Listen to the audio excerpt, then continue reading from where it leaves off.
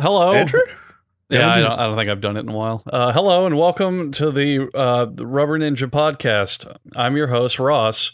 Thank you for joining me. Thank you for joining me. Joining us this week is Ross, and special guest Ross. So if the Rosses could go in order and say something fun about themselves, that'd be great. I'm the Australian Ross. You go first. What? No, I'm the Australian Ross. My handle is Jackson, but I'm mainly Ross. I'll pass it on over to my second Ross, my Ross in command. Is that me? Or is that? Yeah, you got to specify which Ross you're talking about. Shit, the tall one. All right. I mean, I said from the beginning it was a bad idea to have a 5 Ross podcast, but here we are. Hello, yeah. I'm codename Andrew, the tall Ross. And yesterday I reached something on the top shelf, and I felt fulfilled in life. I got little claps for that and everything. That's great. I'm gonna pass it off. Nice. I'm gonna pass it off to the non-American Ross now.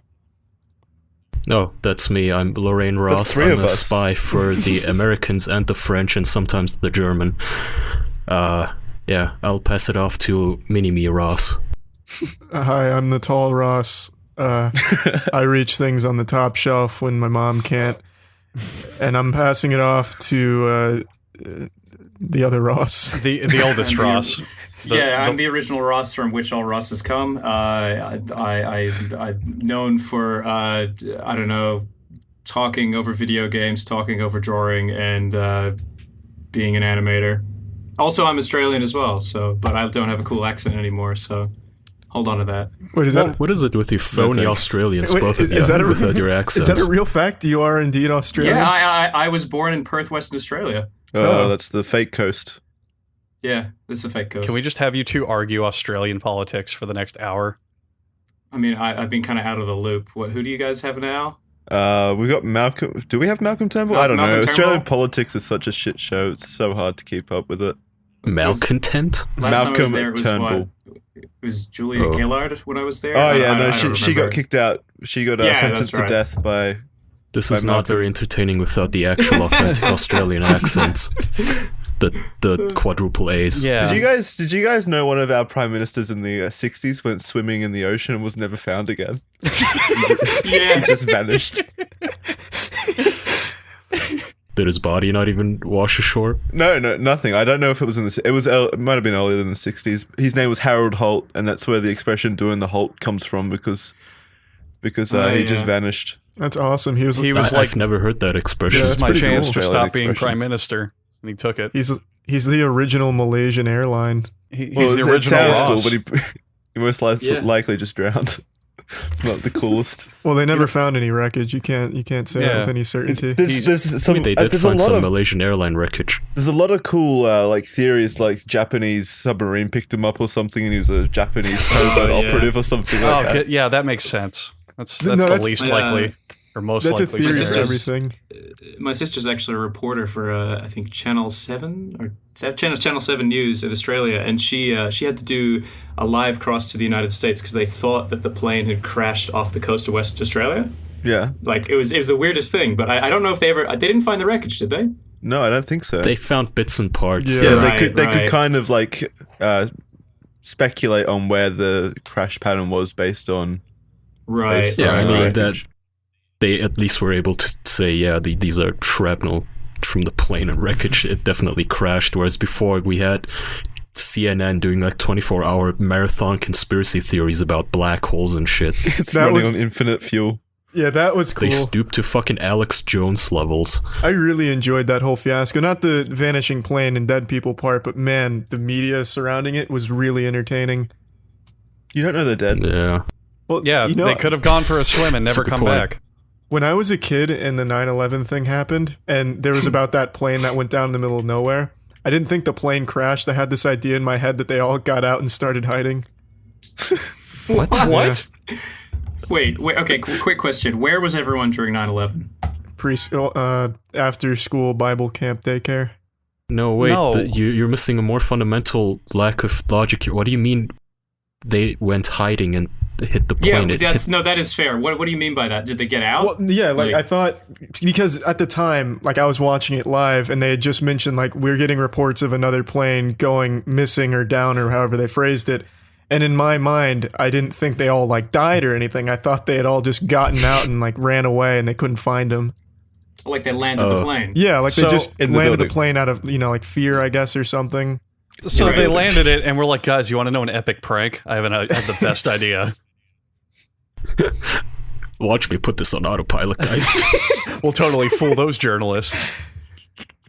Let's all go for a swim and never come back. I had I had such a crazy imagination. I thought it was a movie when I walked in on it. Like, my mom was watching. I was like, oh, what movie is this? I thought it was Die Hard. And she's like, no, this is New York. And I'm like, oh. I still think it's a movie to this day. Yeah. I had come home from 4th or 5th grade or third, one of those with I had gone to my friend's house, and both his parents were home from work watching it on TV, and they didn't really say anything. They were just glued to the TV, and he went, all right, cool, we're gonna go play Tony Hawk. And then I went and played Tony Hawk Pro Skater while 9/11 was happening. Yeah, I played with Play-Doh that day. I don't think I was playing Digimon World. Ooh, good choice. Oh, yeah. Wait, that's a Digimon super fan. good choice. Yeah, Digimon World during 9/11. Yeah. Ross, Digimon or Pokemon? Oh, I like the Digimon anime better than the Pokemon anime. Yeah, I do, honestly. I'm very surprised by that, because normally even Digimon people are like, Pokemon is a better anime. Well, I think... Oh, I'm going to piss off a lot of people. I think that the more recent Pokemon episodes have been higher quality in terms of animation. Because I went back and checked that out, and I think that shifted hands, like the studio. It looks amazing now. But I think the first season of Digimon I really, really enjoyed, more so than I remember enjoying the first season of Pokemon. We're twins. Yeah. I've never before met anyone who actually even likes Digimon more than Pokemon. I played that first season will always have a fond place for me. It's just nice. I played a Digimon game recently. I'm trying to remember what it was called. It was like Detective something or other on the PS4. No idea. No, I'm just gonna pretend like that's not a thing. Yeah, I mean, I'll act like it was Digimon cancelled after season or 1. something. I don't know. It was fun. I have a really fond memory of the first season as well. I don't know if you guys remember. I think it was Pumpkinmon. He was the Scarecrow guy. Yeah. And then he like self-sacrificed himself. He was like the anti-hero, and he was trying to get pussy. So he like yeah, you remember? Scarecrow. Are you talking about Puppetmon, the puppet guy? No, that's Myotismon, right? No, that's Puppetmon. Oh, it's Puppetmon? Myotismon was the vampire. Pumpkinmon has like the vampire. Yeah, Pumpkinmon's like a jack-o'-lantern with an axe in his head. He doesn't look like a scarecrow. Oh, okay. I got it mixed up. I knew it was something. Okay, Halloween that's why I was confused. I do remember the sacrifice thing, though. Yeah, that made me really sad as a kid because I thought he was cool. Oh wait, I might be wrong about Myotismon. He was either the vampire or the actual end boss bad guy that like BDSM Digimon. No, that's Paimon. Jesus Christ, what is this? Myotismon is the vampire dude with the red mask. Yeah. No, you were right the first time. Okay. Yeah, that was Myotismon. But that end boss, I always thought it was super cool because it just this black leathery creature with veins, and he's on top of like a Rubik's cube with tentacle arms. It was called like Apocalypsemon or something. Yeah, it was a cool name. Darth Insanius, I think it was. Fitting with this, I think that the Pokemon card battle game on PlayStation 1 is one of the scariest video games ever created in the history of the world. Never played it. So you know what you tell your sorry, it's just there's a little. So this is a game where, and I was gonna do a fucking expose on it because it's so out of nowhere. Where it's a normal card battle game where you go from like just gym to gym, like, oh, it's the fire gym, it's the ice Digimon gym, it's the machine Digimon, whatever. And then when you get to the first big boss, the game itself corrupts itself, and like the HUD goes to shit, and the audio gets super staticky, and all the graphic colors get inverted. And like when you try to save before the boss, it's like, you cannot save now. And like my God. Yeah, you talk to NPCs in the game and their dialogue is all fucked up and all the text is wrong, and like there's just random jumps in the animation. It's one of the most scary games I've ever played, and I only beat it when I was like 20 years old and found it again because as a kid I could never get past that part. It's like it's a fucking creepypasta. It freaked me the fuck out. Honestly, it was. I rented it from Blockbuster and was like, yeah, I like Digimon, and then I refused to play it the rest of the week I had it because that's fucked up, man. If you can find footage of it, do. It's Digimon Card Battle or Battle Card or something on PlayStation 1. The first boss, it's a literal creepypasta. It's amazing. You just brought up a really embarrassing memory of mine. You guys have probably played Arkham Asylum, the part where the game gets like corrupt. I haven't. You haven't played it? No. Oh, Jesus, Ross, that's a shame. I'm sorry. I don't mean to spoil anything for you here. Bruce Wayne is Batman. We invited you on this podcast because we thought you were cool. I know what happens in the end. That's fine. Ross, I also haven't played it. It's fine. Well, forget about these Digimon likers. For the people who haven't played it, there's a scene where you're walking through an asylum, you cross a certain point, and then the game gets all staticky, and then it plays the intro scene over again. And I'm embarrassed to admit, like, I must have been 16 or 15 when I played it, and I kept thinking my game was broken. So I returned the game 3 times, got to the point each time that happened. And then eventually at one point I just let the intro play out and I realized that was just normal progress. Now, Charlie, at what point did you realize that it was normal progress? Was it when you watched the intro and Joker is driving the Batmobile? I turned it because it took a while for it to replay the intro. Like it stood at that corrupted state for like at least 10 seconds. Yeah, and I just thought the game was crashing and then it reset itself. And you did not have the patience to wait 10 seconds. He wants to play his game now. Speaking of when E3 was actually watchable and good, because that's what we were talking about, did you see when, I think it was 2 years ago, they announced Arkham Knight and they did the same thing for their conference?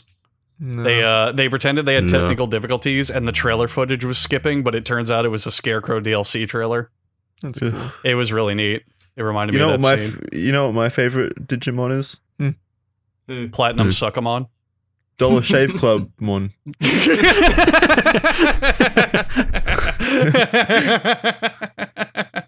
So, does someone here with a beard want to tell me about all the positive benefits of using Dollar Shave Club to get the smoothest, smarter choice shave? Well, that's why we brought Ross on today. I've heard Ross is a connoisseur of the blade. He's studied it for years, and he chooses to get his blades fresh from Dollar Shave Club using the promo code official. Is that true, Ross? Have you studied the Bushido? I've studied the Bushido, so I am a part of the Dollar Shave Club. I don't actually have the ability to grow a beard, but with every passing month that they send me blades, I'm creating the world's sharpest katana. I'm going to be going out and challenging people at next year's Anime Expo to duels to the death. And I hopefully by next year, I think my sword is going to be up to scratch and I'll be able to take on all the weeaboos. But as of now, my sword is about... It's about 3 inches. You're halfway there. Well, that's significant. Yeah, the best part about the Dollar Shave Club blade you're building over there is it comes with this incredible butter called Dr. Carver's shaving butter. Isn't that something? I'd like to think though that the best thing that he's going to get out of this is that this entire thing is $5. Mm-hmm. Like no one has brought up the fact that you can build these amazing either weapon materials or face shaving razors for $5. That's it. Yeah, that's right, Andrew. For a limited time, new members can get their first month of the executive razor with a tube of Dr. Carver's shave butter for only $5 with free shipping. Free shipping as well. But where do they go? They go to dollarshaveclub.com/official. That's where all the weeaboos are, and you can slay them. Jackson, how many hidden fees does this come with? It comes with absolutely 0 hidden fees. How many commitments does this come with? Also None. 0. Jesus, You can stop. Wow. You can pause it. You can reinstate it. You can even set up a nice syncopated little rhythm there where you get it 1 month and then you don't get it the other month. If you don't grow facial hair very often. What we're saying is if you have fingers that can type and you go to dollarshaveclub.com/official, if you want absolutely no hidden fees on a $5 limit budget in which you can flexibilize your plan for no commitments, then there it is. Mm-hmm. That's it. That's the whole thing. Summarized in one easy sentence. You can use the razor for anything you like. We don't judge. But probably shave your face with it. Yeah. And do coke. That brings me to an interesting question for you, Ross. What's the hardest drug you've done recently? Or ever. That won't get you in trouble. Hardest drug ever? I mean, I've smoked weed. That's about it. What the fuck is wrong? Jesus fucking Christ. A bit of the devil's lettuce. You are a disgusting human.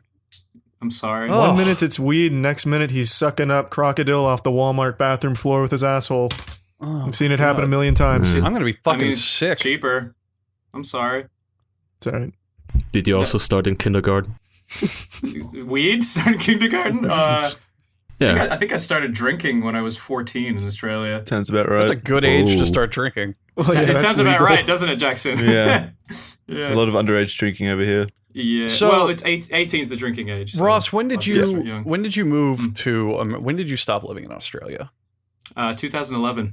Okay, so you've got a pretty good investment there and a pretty decent investment in living here. What would you say is something that you think America just gets wrong, or like something they need to take from Australian culture? Breakfast. Really? And barbecues. Why? Breakfast and barbecues. A good breakfast is like, you know, you get like a nice sausage, you get some eggs, you get some bacon. But when you go to a They don't have that in America. But no, hear me out. No, you don't understand my strife, sir.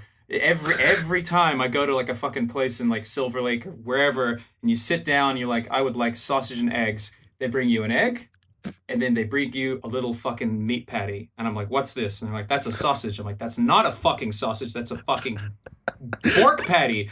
And then I posted on Twitter, and this has happened twice already, and people are like, no, that's called a fucking pork patty or a sausage patty. I'm like, it's not a sausage. It's a fucking burger patty. So, I actually that's my biggest problem. I'm completely on board with you on this argument. It's fucking stupid. But A that's all sausage you've... patty is not a sausage. It's a fucking pork burger. I agree with that. How would you be on board though, completely agree Andrew? as That's well. all you've ever known is those patties. What do you mean? No, not you, Like- Andrew. Andrew's only ever known patties. How have I only ever known patties? Because you're Do you American. know what a sausage looks like? So you're saying that I've never eaten a sausage in my life because I'm American? Exactly. Well, that's what Ross is saying. They don't serve it with breakfast. Yeah. They only serve patties. Well, okay, so but the thing is that America is the lap of luxury of the world, because I've been to various diners in America where when you ask for sausage, they will instantly respond with links or patties. Okay, that's the thing, but they never do. They never ask me that. They just give me the fucking patty. That's a Are you bad going to diner. Why? Are you What are going you to doing like wrong? McDonald's? Like what is this? No, it's like a fucking like a good joint in like Silver Lake. I don't know. My wife takes me there, and I'm just like, all right. And I sit down, and then she's like, "Oh, I'm sorry, they didn't have sausage links." And I'm like, "They're just sausages. There's not such a fucking thing as a sausage link, sausage patty. That's a pork burger." It's fucking annoying. She's taking you exclusively to places that don't have links. Yeah, I think she's fucking with you. I think Yeah. she's fucking with me. She might be fucking with you. I mean, Is she it's- American or Yeah, Australian? she's American. Yeah. I mean, it's better than Wing House where you'll ask for wings and they just give you some ash wrapped in cardboard. Oh my god, Wing House is the masters of 5 parts sauce to every one wing. I hate Wing House. Do you? That brings me to an interesting question, Ross. You like Wing House? Yeah. I don't even know what Wing House is. That's what I like to hear. That's a good answer. We can move on. That reminds me, Charlie, you haven't done your joke in a while. Oh, You may as God. well now. We may as well wrap Do it the joke, out. Charlie. Do the joke. Oh Lord, are you? Oh man, I don't even want to ask. What's the best? What's the best comedy you've ever heard before? I'll ask it that way. Like just the time you've really busted a gut real hard, had a real knee slapping experience. When was the last time you had one of those? Oh man. Now is the right answer. Yeah, probably now. This has been pretty hysterical so far. We've talked about 9/11. We've talked about Australian politics. Don't bring it up. I'm giggling already. Dollar Shave Club. They're actually connected. That was right. Yeah, Why do you think yeah. Harold Holt went missing? 9/11. His beard was Someone too out heavy. He there- didn't have Dollar Shave Club. Someone out there actually believes that, Jackson. You make that joke, but I guarantee you there's one conspiracy nut like, I know Yeah. Holt did it. He swam Harold to the Holt- jet. Harold Holt believes it. Nah. He lived it. Well, I'll amp this comedy up to 11 here. So this is a true story, and I know it's going to be hard to believe because it just sounds like something you'd only see in science fiction. It really does. I can admit that, but it's real. I can assure you. Happened almost a year ago now. I was driving down I-4 with my girlfriend. I-4 is a road here in my neck of the woods down here in Florida. It's a pretty big road, very popular road, not a great road by any means. One And I of the was worst highways in America, if I can interject. Yeah, it's pretty bad. And I was driving down this clusterfuck of a road, and I saw this sign for a restaurant, Ross. A real restaurant, a real sign. This wasn't no smoke and mirrors hocus pocus. And it said Boardwalk City Burgers, excuse me. And I said, Boardwalk Burgers, more like board burgers, because those burgers aren't having any fun. Wow. He gave you a little snicker under his breath. I think that's Yeah, the that's a biggest reaction you've gotten. That's perhaps one of the biggest Yeah. ones. You're welcome. That's the magnum opus of comedy, excuse me. What are your thoughts, Ross? Any advice on how to make it even funnier? I think you should stretch it out longer. I think it should go probably like Aristocrats. Just make it go. 15 to 20 minutes. So he adds more and more extraneous details with each telling. Then about that time, I noticed I was running out of gas. And I'll level with you. I was really trying to remember if it was called Boardwalk Burgers or Boardwalk City Burgers, because I've been flip flopping. Does it change the punchline? No, it doesn't change the punchline. But I couldn't remember if the one in Orlando was a Boardwalk City Burgers or a Boardwalk Burgers, and I couldn't. You're special, Ross. People have been demanding we do this joke again for the past 7 episodes. Oh, I'm really glad you did. You're welcome to tell it. Just make sure you do it justice. And credit you. Yeah. And send us that fee. Yeah. Trademarked by Charlie at Dollar Shave Club Official. So speaking of amazing comedy, I read why Netflix is funding all those Adam Sandler movies, and it's apparently because in the international market they are the most watched thing. Oh yeah, really? Yeah. Apparently, the 2 Adam Sandler movies are actually Netflix's most watched 2 movies. Dude, Adam Sandler, for all the grife he gets from critics and analysts and shit, is one of the highest grossing actor, director, whatever he is, things in the world. He's insane. He cranks him out. He's like Michael Bay. Like Michael Bay, everyone's like, Transformers sucks my dick. It's the worst series in the world, 0 out of 10. But then you look at its international gross, and it makes bangers of money in China and shit. Oh yeah. You can see that Warcraft movie. You can see that in the movie as well when they cater directly to those markets. Yep. I mean, the thing is, you want to appeal internationally, and if you have you have a movie about running away from giant robots, or you have a comedy about fart jokes and slapstick, it's a lot easier to send it to every audience than ones with more subtle or nuanced or higher brow writing. Yeah, like Americans. Yeah. Pinnacle of intellect. Well, we are. We talk about sausage patties and links all day. Gives us. That's why Netflix is apparently 20 billion in debt. Yeah, I don't know how that happened. They were kings of the world. Wait, are they actually 20 billion in debt? Yeah, I mean, it's normal for a business. Most big companies that you see are actually in the minus, because what they do is a company will get a buttload of funding at the beginning, and then over time, up to decades later, they will make up for it. YouTube's never been profitable. Netflix is being funded, but I mean, YouTube is kind of a special case in that Google could probably fund themselves buying the moon. That's true. True.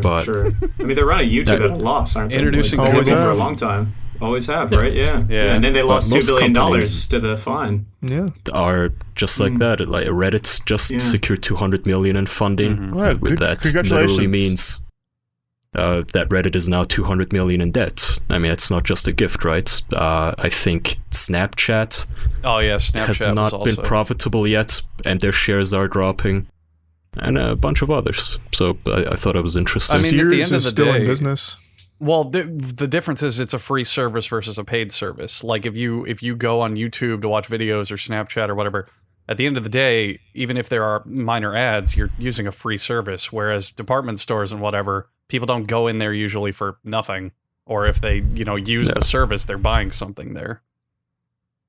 Interestingly, Andrew, the Netflix chief content officer, I forgot his name, he apparently did say that Netflix was aiming actually for more highbrow stuff. Well, that's good. Even though the experts apparently said that, if you really wanted to make money, you should do shit that's geared towards the lowest common denominator across the globe. Stuff like the Marvel movies, for instance. Mm-hmm.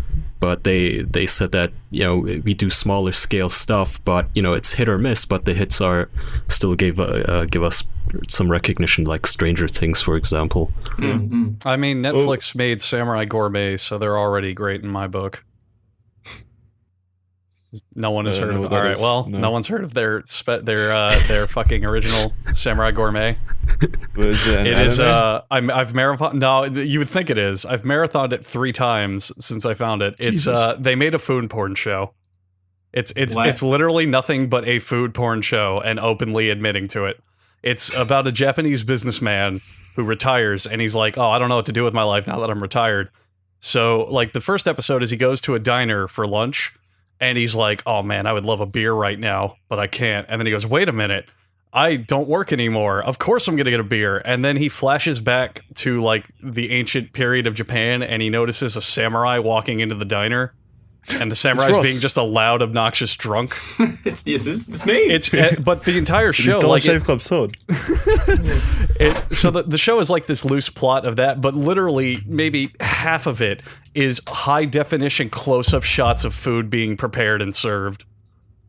Nice. And it's like slow motion and has light, airy piano music. It is 100% a food porn show, and it's amazingly entertaining. Like food insertion porn, like they were shoving cucumbers up Netflix people. Original, hot dogs in my pussy. Well, you got it. That's why I was so interested. I was like, what? How did they get away with that? Well, excuse me, it's sausages in my pussy.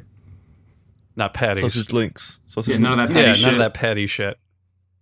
But speaking of food porn, I hear Blue Apron. It's pretty dang good at providing you. Oh, I hear that too. So, listen, kids, here's how Bernie can still win. You go to blueapron.com/official, and you get 3 free meals, and you eat them up, and you get lots of energy to campaign for whatever, like, Food Ninja porn anime that you might make someday. Jackson, you want to tell us how it tastes? Well, Blue Apron tastes delicious, and the great thing about it is it's flexible, it's affordable, and it's easy.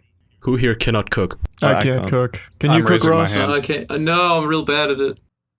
Alright, so Charlie, here's what you do. You go to blueapron.com/official and you order 3 free meals, alright? And they send you instructions along with the ingredients that you can prepare in 40 minutes, even if you're a lobotomized dummy.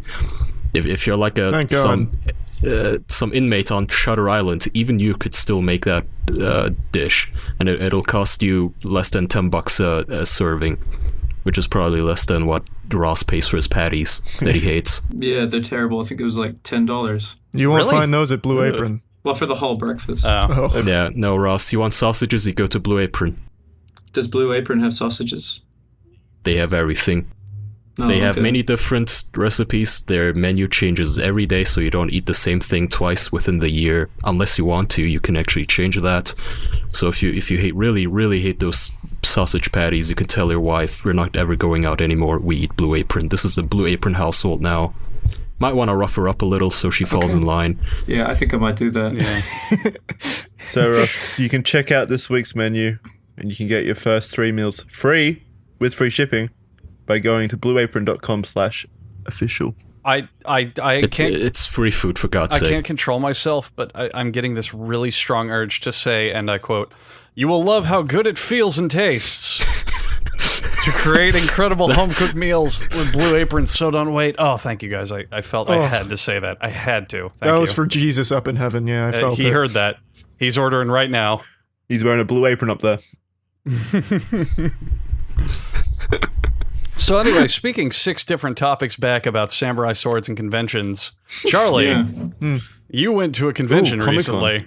Oh, Christ, yeah. And you had said, not only you said you had a lot of stuff to tell us, but Ross, I believe you do a lot of panels and Comic Con shit appearances, and if you have any stories, I would love to hear those as well. That's the reaction I like to hear.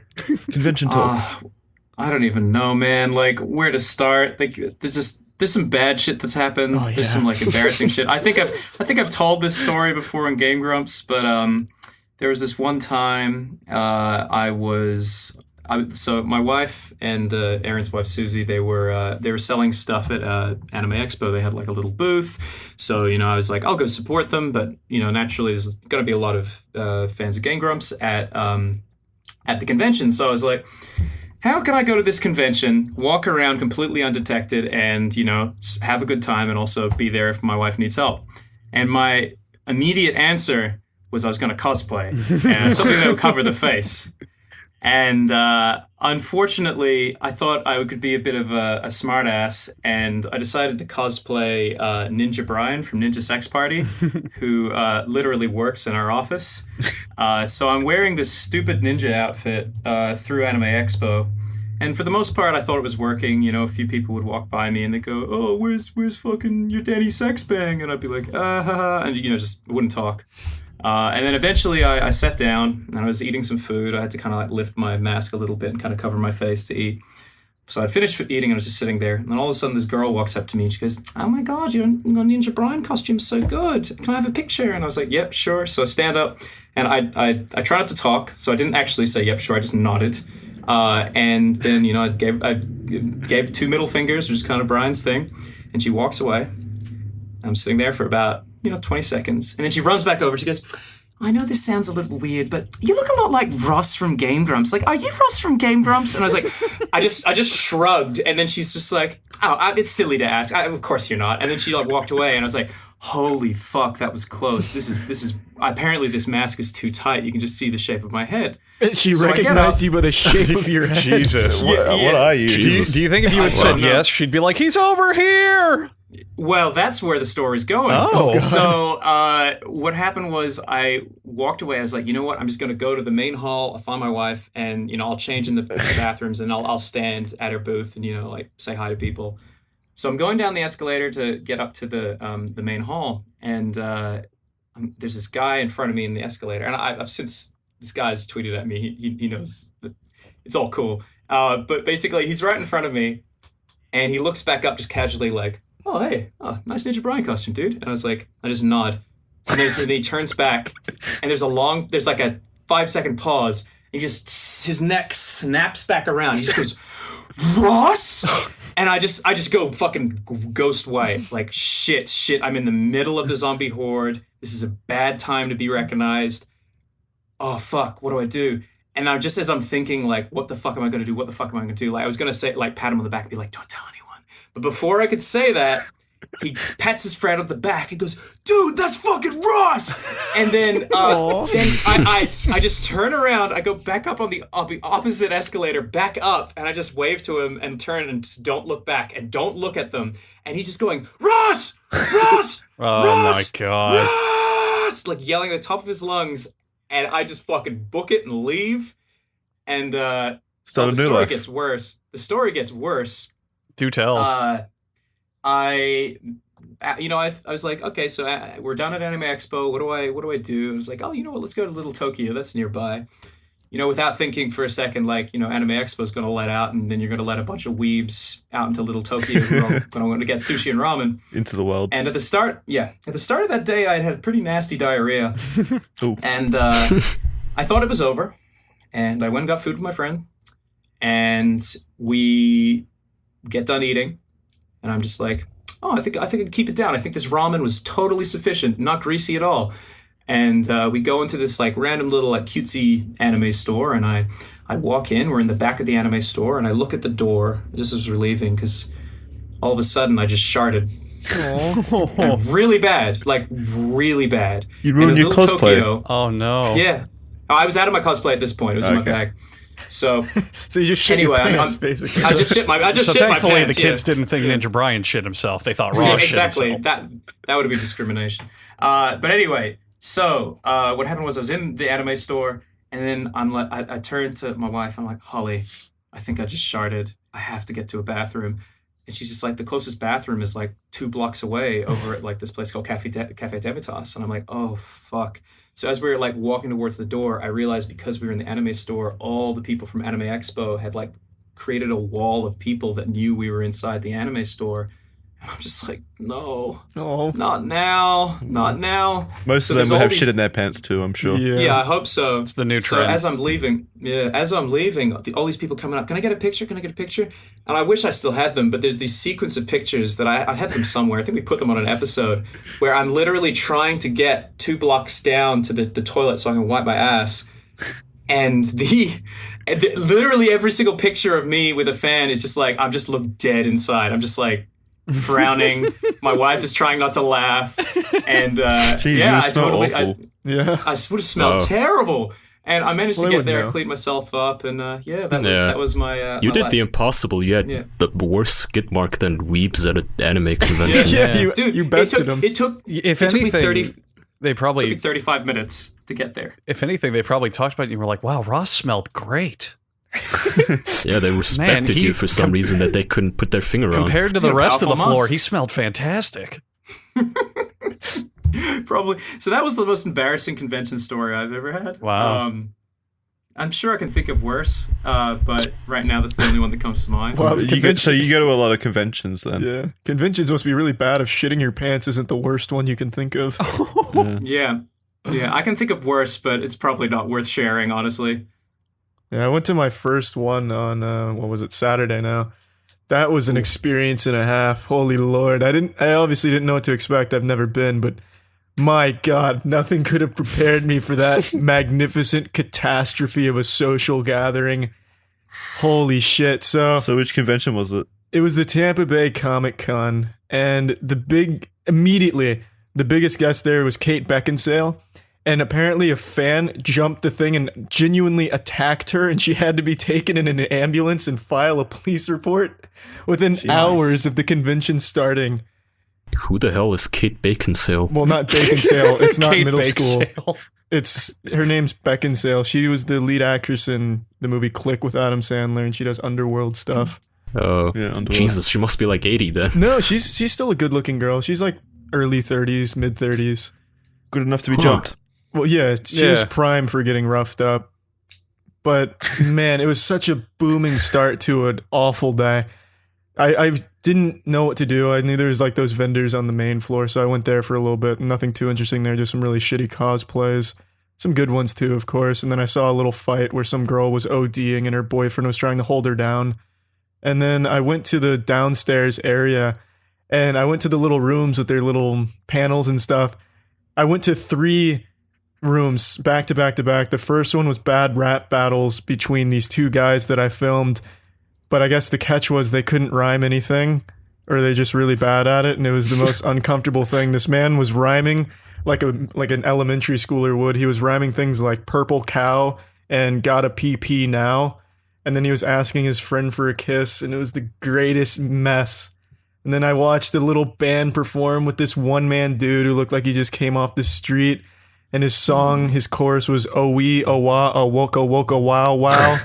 And when he finished his song, nobody clapped. So after 2 seconds of dead silence, he put his hands in the air, clapped, and said "banana." And the entire crowd went and said "banana." And then with a rip-roaring applause, just gave him the biggest cheers because they loved the banana random XD. Oh, man, Charlie, God, if anything, great. it sounds like you're the Grinch watching Whoville here. I mean, I respect it. Like, I understand, like... All the noise of clink tankers and banana faux fangers. They're random XDs and they're Locky King gangers. I enjoyed it, like, very much because I just loved how awful and uncomfortable Shut up for it a was. second. Why do people hate Andrew? I love that. Can you just fuck off if we were just about to type that in the comment section? You need to leave. Yeah, Andrew's my favorite. That was perfect. If you don't like Andrew, you can meet him at the Tampa Bay Comic-Con foam fighting sword arena. This might be a fact, depending on what we're doing this weekend. Oh, yeah. It's at the same convention center, and apparently they set up foam fighting sword arenas. I watched a couple fights. Yeah. Also, Charlie, now that that athletes. convention is long and dead, I'd love to point everyone who's interested to Tiana's Twitter to see what I consider to be the most just fish out of water photo you've ever taken. You're wearing an Iron Man mask that looks 2 sizes too big for your face, and you look like Tiana dragged you to the photo because you were lost and looking for your mom. Yeah, that sounds about right. I don't like pictures. Oh, man. But, speaking of looking for employees and employers and other things of that nature, what we were talking about, we need to talk about ZipRecruiter, boys. Yeah, so if you guys are wondering why the show's such a mess, it's because we don't use ZipRecruiter to hire good writers for us. But you could. How does it work, Andrew?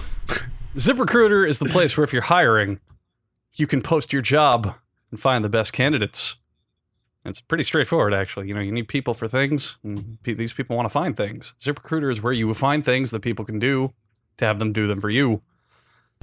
Maybe you can do stuff, so you can upload your CV, and you can find a job. It's easier than prowling 1,000 different sites, I think. Basically, ZipRecruiter matches your CV and stuff to relevant employees, and it does all the hard work. So you can spend time enjoying your time off before work. And you can also rest easy because over 80% of jobs, that's about 4 out of 5, my math's not perfect, 80% of jobs posted on ZipRecruiter get a qualified candidate in just 24 hours. Do they have a job for me? They probably do. No. And the way that you can find out is if you go to ZipRecruiter.com/official then they offer services, not miracles, Ross. I'm sorry. Well, one miracle though is if you do go to ZipRecruiter.com/official, you can post your jobs for free. No sign-up fees, no commitments, no nothing. Free with ZipRecruiter.com/official. Businesses of all sizes, Rosses of all shapes. Everything there must go, and everything there will go to the place you want it to be. You can probably find a nice little Mr. Meeseeks right there. And like I said, it also works if you're looking for jobs. You know the drag. You're fresh out of college. You're looking for a job, and you have to go through 100 different job sites, sign up for each different one, upload your CV for each website 10 times over for each job you're applying to. With a ZipRecruiter, you don't have to do that. You can just go there, upload it once, and apply for any job you wanna. So yeah. That's ZipRecruiter.com/official. I'll do that. Thanks, Ross. Gets the job done. I wanted to ask you a question, Ross. So you talked about before the episode moving to the new office for the Game Grumps. What's something that most people wouldn't expect goes on behind the scenes over at the Game Grumps HQ? Besides sharding. I mean, Dan doesn't pour his cereal. He eats it out of the box. Can you open palm slap Dan for me then? Yeah, sure. Thank you. And then Barry likes the air conditioning on, so I had to go tell him, hey, man, don't turn on the air conditioning that much. So we didn't ruin my audio. Whoa! Other than that, there's pretty crazy stuff going on here. Sometimes I draw. Sometimes there's people in a room in the back and they talk over video games. You're really braggadocious about your drawing. You mentioned it twice now. I like you got drawing. Some sort of talent? It's a thing I do. It's wow, really the only thing I do right now. Well, it's certainly not humble. Yeah. What? Jesus. Jesus. I like that. Man, oh man. So Ross, what would you say? You do a lot of Game Grumps related content then. What, Hand to God and Sausage to Link, would you say is your absolute favorite of the shows to record out of all of them? I'd say Doodle Dudes. I really... Oh, see, you got me to talk about drawing again. Yeah. You got me. I fooled you. You got me. Just can't stop. You fooled me. I've been foiled. Yeah, it's a drawing podcast I do with Oni and G, or Chris O'Neill. That's probably my favorite. I mean, yeah, it's kind of weird because it obviously it changes. We've got a few shows that aren't exactly out yet, but they are. I enjoy filming them all. And if something doesn't feel enjoyable now, the cool thing about the way we're doing everything is just like if we're not feeling it, we just don't do it.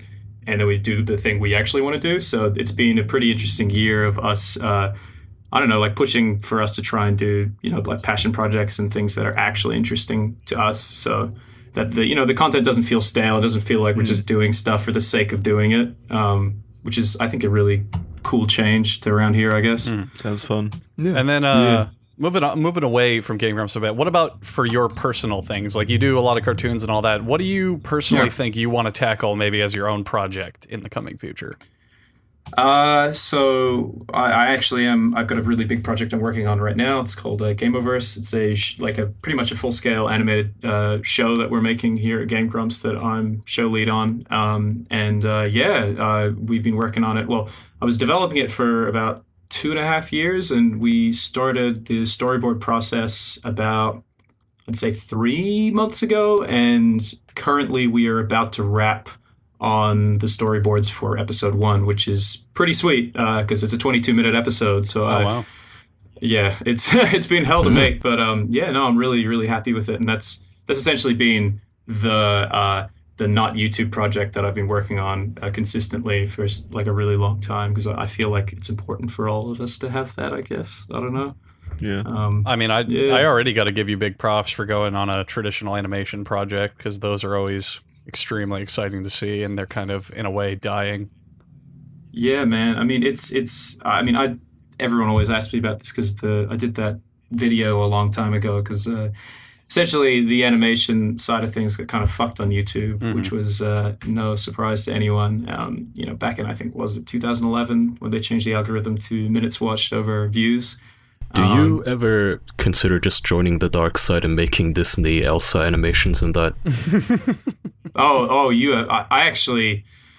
He did. Yeah, no, it's crossed my mind, dude. It really has. He owns the channel. It's his side channel. He's rolling in dough. Man, Hulk kissing Elsa or something. I'm sure I could make a lot of money. You gotta put poop and pee in there. Finger families. Poop and pee. And what's the other? Eating sugar? No, Papa. Telling a lie. Oh yeah. A classic. Vietnam flashbacks with that one. Well, those aren't for kids. Those are for young professionals and presidents. Is that an exorcism? Yeah, what is that? It's really? What? You don't know that song, Kaya? You've never heard it? Wow. No, I don't either. What it sounded like a cat vomiting. Well, that's the song. Well, that came from Ross's throat, so. I'm really surprised. It's called No Papa, right? That's the name of it? Something like that. It's like a tale about, like, it's like a nursery rhyme about not lying to your parents. Mm-hmm. Mm-hmm. And then he says, oh, like, what was it? He goes, eating sugar? No, Papa. Telling a lie?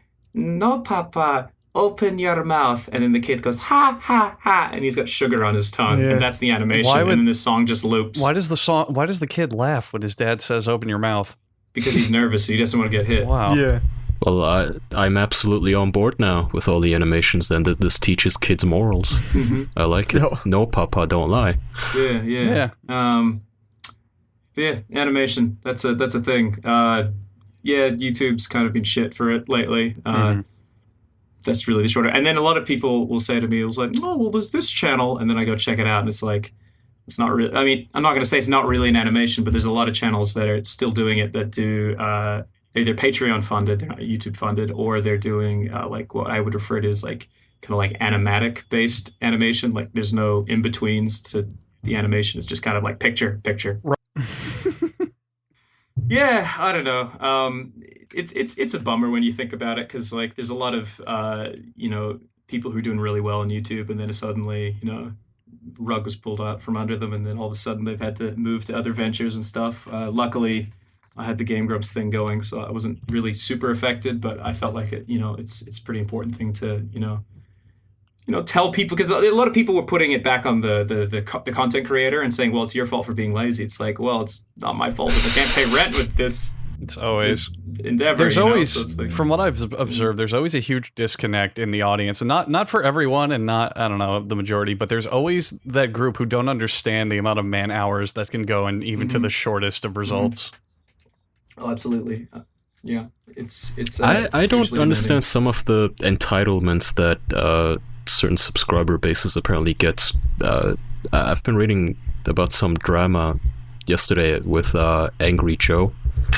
I think he's called because apparently right now his fan base is angry at him for not, in 2 months he hasn't done a video game review, and people are angry at him for that, even though, I don't know, just, it baffles me that people think he has to, or he owes them something, as though it was contractual.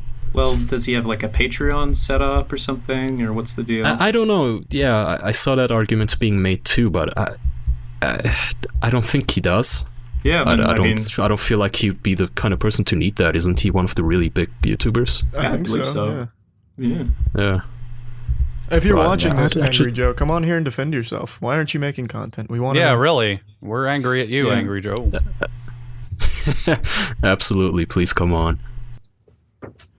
Well, I don't know. It's really weird. I agree with that. I feel like that's just kind of the nature of the internet. They feel like everyone kind of bends a knee to them. Actually, Charlie, I first noticed that the most with you also. With me? Where, yeah, because I bend my knee. Go to any one of Charlie's videos, and there will always be at least one comment that goes, "Oh, you've changed. I'm Mr. Critical when you didn't show his face and you didn't used to make. He only used to make video commentary. I Mr. Call of Duty." Protected. That's a different argument, though. And that's a very fair argument. No, it's not. It's the same. No, that's a different argument. Because Angry Joe said he wanted to take a break from his like biggest, most production-heavy stuff to do more laid-back things. Whereas here's the issue, though. The argument being made is Charlie makes too much different stuff now, but he still makes the same shit too. And I'm thinking back like 5 years ago, Charlie used to make maybe one video like a month. And now you're getting a video almost every day, so you're still getting the same stuff you like almost 2 to 3 times a week. Now you have to put up with this shitty podcast. Yeah, well, don't fucking tune in then. That's the part I don't get. Like, he still makes the stuff you want with extra. Yeah, that's just more. You just have to omit yourself. How is that so difficult?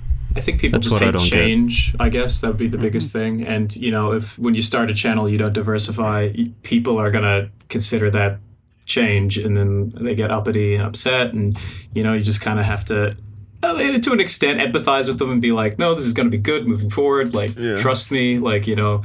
I just don't get that.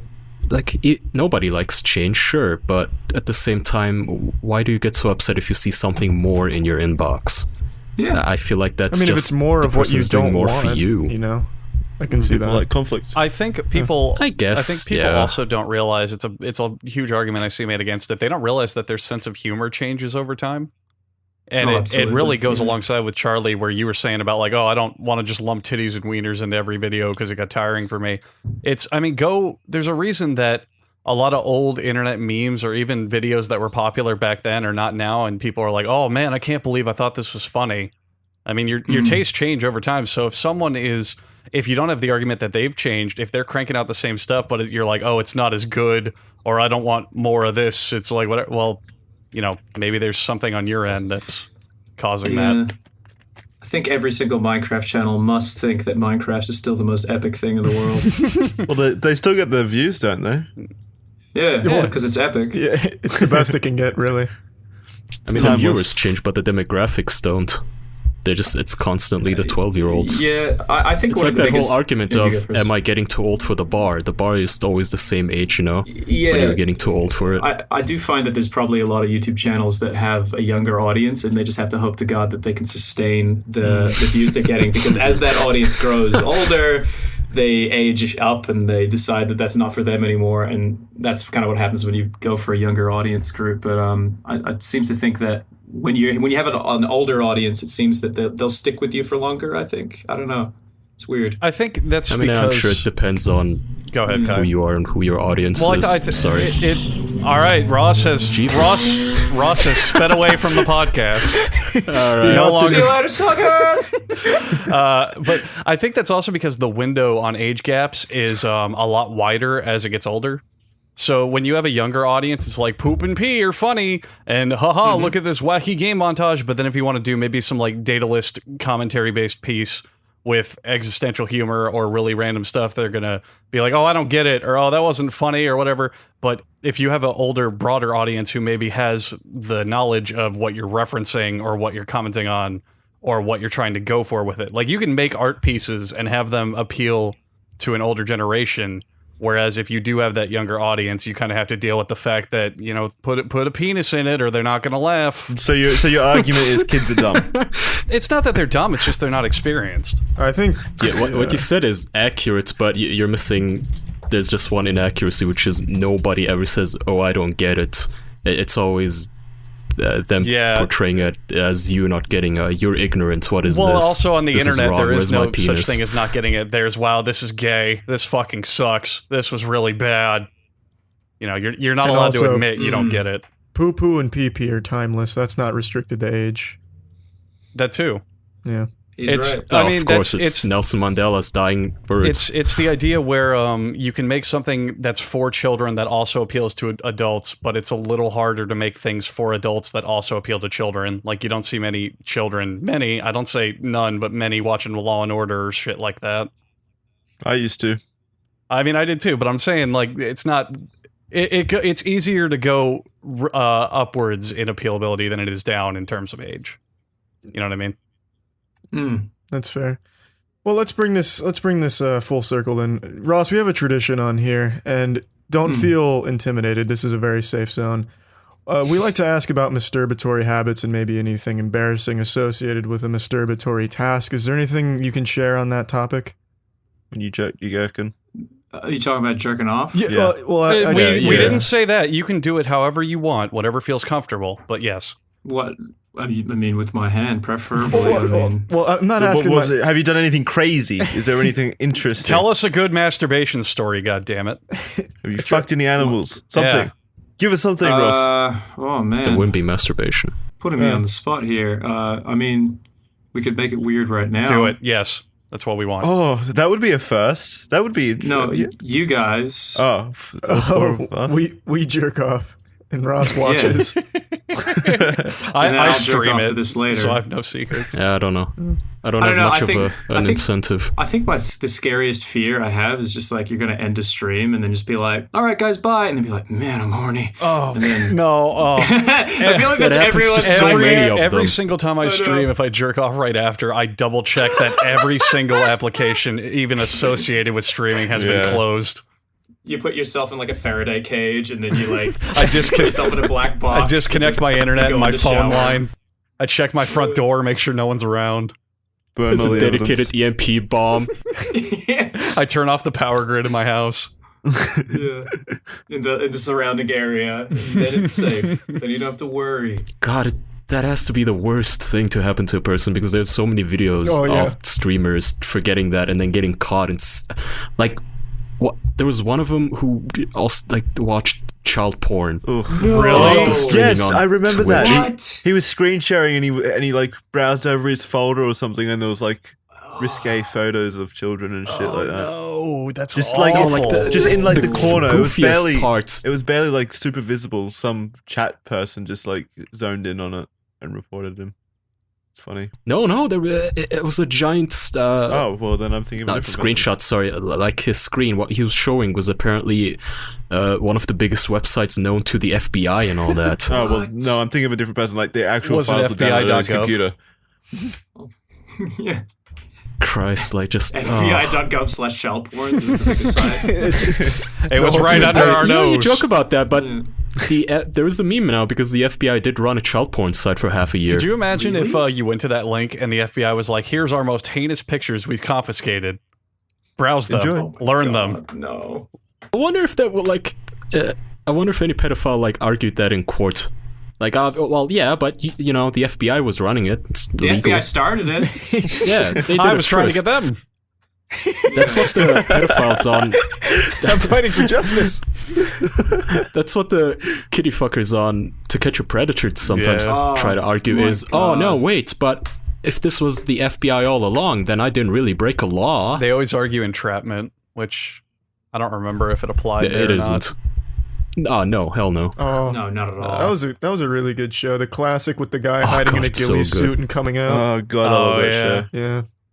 Just these fat fucking. I have nothing against cops. I'm not one of those like edgy teenagers who hates cops. But how overboard they went with the pedophiles, just because they could, and you could tell they were having fun, like putting a guy in a fucking ghillie suit. Come on, with a taser, and they just assault these losers who are all like 4 feet tall and 500 pounds, and they're all like, "Oh my god, oh gosh, oh no!" And they're crying before you're even approaching them. Why are you tasing I would love the guy? for them to just get even more creative. Like maybe he goes to the bathroom and Chris Hansen just like stands up out of the tub and he's like, "Evening. What are you doing here?" I absolutely like if there's I would petition for some sort of an anger management class for cops where they just get to beat up pedophiles. I'd be all for that. I don't mind. That's like the one police brutality I endorse wholeheartedly, but it's just so great to watch them. And then they interview them and they're like, yes, we had to use the highest degree of discretion and, care because these people, they could be armed and they could be dangerous and we don't know what we're up against. You're up against a fucking 50-year-old paraplegic pedophile. Come on. You didn't have to tackle him with 9 officers. It's fucking great, like swinging on ropes like Tarzan and shit. Get him, boys. Snipers in the they adjacent rappel down buildings. the attack helicopter. Fucking SEAL Team 6 for every pedophile. One of them just fucking zips down from the ceiling. And they're all the laziest. Like the pedophiles, most of them cannot even walk straight. Why are you tasing these people other than your personal amusement, which again is super duper fine by me? You know, if I were ever caught on that show, like if I don't know, if some circumstances, they ever caught the slippery Andrew, they're gonna get you one so day. They'll never catch me. But if they hypothetically did, no. So what I'm saying is, hypothetically, if I were in the house. And like Chris Hansen was like, "Evening, what are you doing here?" I think my only defense is I'd turn it on them. I'd be like, "What are you doing here?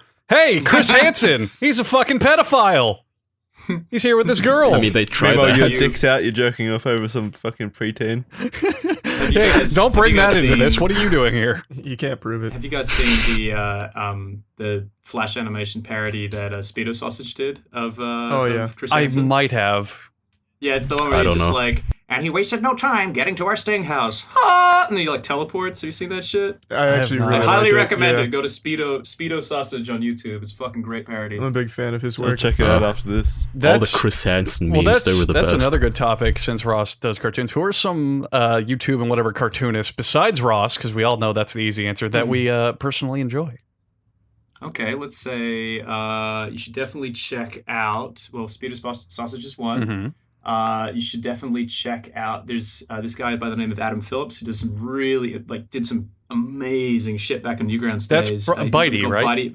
Bitey at Brackenwood. Yep. You should definitely check out that. He's like ex-Disney, like very, very talented guy. I'm trying to think what else. Oh, Tales of Altherian. It's like probably one of the best animated shorts I've ever seen on YouTube, and most of them have like 20,000 to 50,000 views. And it's basically, I think it's like 4-part, 10-minute episodes about this like cool, like half modern, half Tolkien-esque world, and they tell this big epic story without one word of dialogue, and it's amazing. I highly recommend it. So Tales of Altherion on YouTube. And it's really well done. It's done by some guys, some Dutch dudes. Very, very good. There you go. There's my plugs. That sounds cool. Yeah, I'll definitely like to check that out. What about you, Jackson? I don't watch much animation, and I'm not an expert. But go watch Tales of Altherion. Is that right? Yeah, do it. Yeah, no, it's good. You should check it out. And also Ross. Check out Ross. Yeah. Ross is great. Yeah, you can find me on Game Grumps, or I stream art shit sometimes. Twitch.tv/rubberninja. Mm-hmm. There you go. Awesome. Cool. Yeah. What about you, Charlie? Well, I was going to swing it to Kaya. Oh, sorry. Kaya. Well, I don't really watch any animation channels. Unironically, there's some I follow just for the shits and giggles because it's just weird, but the one I still follow, it's not really an animation channel, is the League of Legends channel, solely because what they do is such high quality and amazing shit. Even though I don't even play the game anymore, I still enjoy the stuff that they make. Mm-hmm. I've heard you talk about that several times now. Don't they have really good machinimas as well that they've been coming out with? I just like the trailers. The trailers are amazing. The trailers, just the random extras they do that really tells me this is a nice company. They don't just do the stuff they have to make, but they also make extra, like, I don't know what they were calling them, but they had a little animation for the Champion Z and then for Lux, and it looks so good. And I truly couldn't care less about the game itself. It just, I like following them because they release so much nice audiovisual content. Yeah, that's a really good answer. Charlie? I can't quite remember the name of this channel, but I actively followed it for a long time. He doesn't do like traditional animation. He makes like little, I can't really call them spoofs, but he makes like Donald Duck things. I know what you're talking about. Yeah, you know. Is it it got banned for a while, right? It's Cyber. Oh shit! It's Cyber something. I know exactly. My concept artist is a big fan. What is the name of that Donald Duck? I know it's 3D animation. It's like Cyber or Cypher, something like that. Cyber something 8. Cypher 8, I think. It's somewhere in that ballpark, but something like that. Yeah, he makes these really odd but really fantastic little animations, usually with Donald Duck in some type of weird situation, using and like Dewey blowing him. And shit. Yeah, using like little text to speech. It's great. I love his shit. Yeah, he got banned off YouTube for a while, and then he like resurfaced on another channel. Yep. And I heard the whole lore of it from Crooked Glasses, who's one of the storyboard artists on my show. So yeah, I've seen it. I've actually seen that. I love that very much. What about you, Andrew? Well, I was a big child of Newgrounds. That was a lot of what I was growing up. So I mean, I could lump Ross in there, but that whole crew, Oni, Stamper, Psychic Pebbles, Spaz Kig, any of the old like Newgrounds animators for sure. But if we're talking like ones I've gotten from YouTube, the two big ones I've gotten from YouTube that I really like, Sexual Lobster. I think he's fantastic. I love his style a lot. Just his humor that's almost jokes but not really jokes, and I love the world that he makes with his just stilted Australian bullshit, and I love it. I think it's Australian. I'm bad at accents. Yeah. He is an Australian. All his stuff is usually really entertaining and creative. And the other one I got from YouTube is Yukino Joe. Oh, yeah, yes. who does he's like the fantastic. Daedalus remember that. SpongeBob and Great the Show. His biggest thing is the dog in the airplane that went. Yeah, exactly. Yeah. I really like his style because he has extremely exaggerated expressions, and that tends to really get my goat in cartoons. It's very John K. Yeah. Exactly. Yeah, John K. Definite. So yeah, those two. Not going into ones I've talked about in the past. Those two for sure are what I'd recommend. That's good.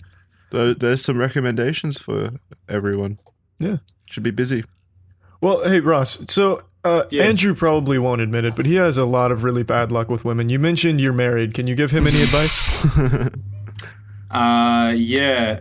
He won't admit it after dozens of stories he told us. After literal chronicles of every bad date I've had. Just like tell me what's a general date like for you? Chloroform. Here we go.